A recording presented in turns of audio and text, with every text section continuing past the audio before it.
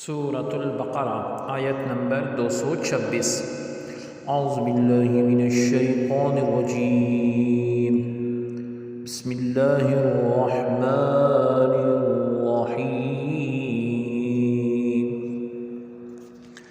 للذین یؤلون من نسائهم تربص أربعة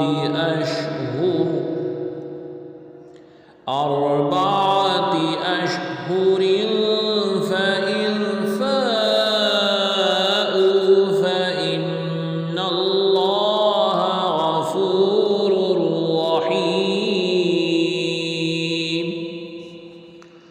لفظ ترجمہ ہے لی واسطے الذین ان کے جو یؤلون ایلا کرتے ہیں من سے نسائی عورتیں، ہم اپنی تربصو روکنا اربعاتی 4 اشہر ماہ، فاتو ان اگر فاؤ رجوع کریں، فاتو ان نا بے شک اللہ رب العزت غفور بخشنے والا رحیم مہربان ہے۔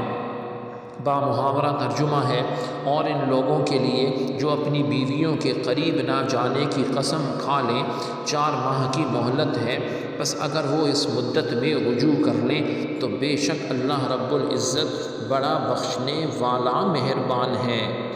آیت کی تفسیر میں فرمایا گیا للذین یؤلون یعنی سمیع علیم تک، یعنی جو لوگ بلا قید مدت یا 4 ماہ یا زائد مدت کے لیے انسان قسم کھا بیٹھے کہ اپنی بیویوں کے پاس جانے کے لیے قرآن نے فرمایا کہ ان کے لیے 4 مہینوں تک کی مہلت ہے۔ یہ ایلا وہ قسم ہوتی ہے کہ انسان اپنی بیویوں کے پاس نہ جانے کی قسم کھا لیتا ہے۔ قرآن نے اس کی جو مدت مقرر فرمائی ہے وہ 4 مہینوں کی ہے۔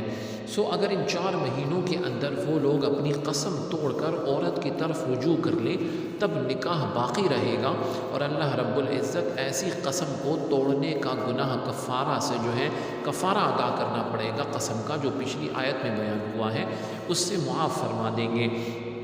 اور چونکہ اب بیوی کے حقوق ادا کرنے لگا اس پر رحمت فرما دیں گے، اور اگر بالکل چھوڑ دینے کا ہی ارادہ کر لیا ہے تو اس کے لیے 4 ماہ کے اندر قسم توڑ کر رجوع نہیں کرتا تو 4 ماہ گزرتے ہی قطعی طلاق ہو جائے گی، یعنی ایک طلاق واقع ہو جائے گی، اور اللہ رب العزت ان کی قسم کو بھی سنتے ہیں اور ان کے اس پختہ ارادے کو بھی جانتے ہیں، اس لیے ان کے متعلق مناسب ارشاد فرمایا۔ اب اس صورت میں کیا کریں گے کہ اگر وہ 4 ماہ گزر گئے اور اس کے بعد رجوع کرتا ہے تو ایک طلاق واقع ہو چکی ہے، اس لیے نکاح تازہ کرے گا تو دوبارہ اس کی بیوی بن جائے گی۔ تو اسی طرح اگر اور طلاق دینا چاہتا ہے تو وہ بھی دے کے عورت کو فارغ کر سکتا ہے۔ سبحانک اللہم و بحمدک، اشہد ان لا الہ الا انت، استغفرک و اتوب الیک۔ صلی اللہ تعالی علی خیر خلقہ محمد وعلی آلہ واصحابہ اجمعین برحمتک یا ارحم الراحمین۔